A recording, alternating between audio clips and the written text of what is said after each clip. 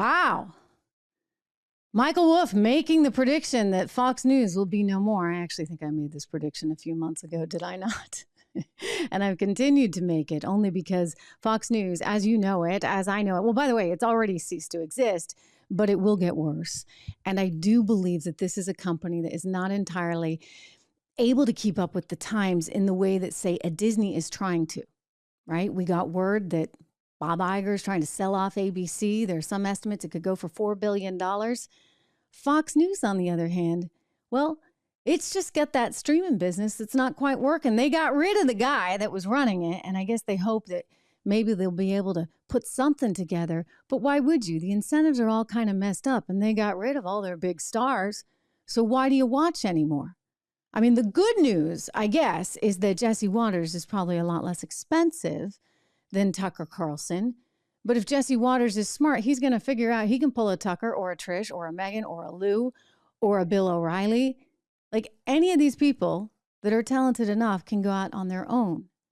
Therefore, why would you work for Fox if they're telling you what you can and cannot do and micromanaging to a level that really nowadays has just become excessive and unacceptable? Well, you wouldn't, right? Not if you have other options. So I guess they got to make sure that they pay their people well enough, but not too well. Now, you don't want them to be too comfortable, right? Because they might just actually be able to go do their own thing. Anyway, this book is kind of interesting. I've seen some excerpts from it. And look, I think that Michael Wolff as a reporter, you know, he has his strengths and he has his weaknesses like anyone else. He did that book on Trump. It turned out not all of it was totally on the up and up. And I'm sure there's parts of this one, too, that are suffering from that. In fact, we've already learned through the CNN reporters that did a deep dive on this that apparently Michael didn't go and double check everything with the Fox PR department. His reason for that was because he figured Fox PR would just tell him what he wanted to hear and kind of stonewall him. Nonetheless, when you're coming out with sort of interesting tidbits like this, you want to make sure, right, that you get your facts straight.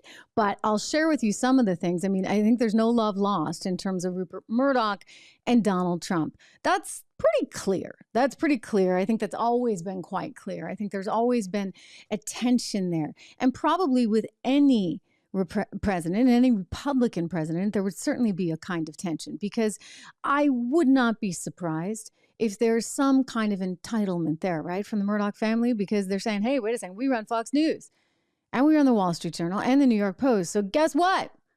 We had a hand in putting you there. So now what are you going to do for us, right? What have you done for us lately? And if you have people that are, well, say, not necessarily playing that game, well, you're not getting what you paid for, so to speak, right? So Rupert Murdoch's like, hold on. This Donald Trump fellow, you know, he's not doing X, Y, and Z, and I thought he would. By the way, I think that's healthy. You don't want a republic or a democracy in which you've got a few bigwigs controlling policy. I mean, that's an extremely dangerous and slippery slope type of scenario. So in a really good system of government, no, you don't want the big money controlling everything. And you certainly, I mean, I've looked at Fox for a long time and kind of questioned whether it runs the risk of being viewed as a monopoly, right? You don't want one entity controlling so much power and effectively having the ability to control the office of the President of the United States.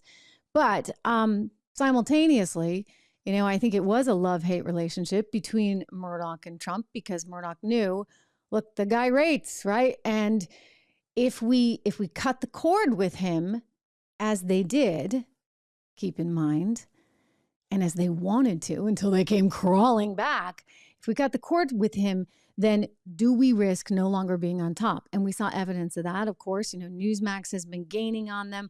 OAN is out there waiting in the wings.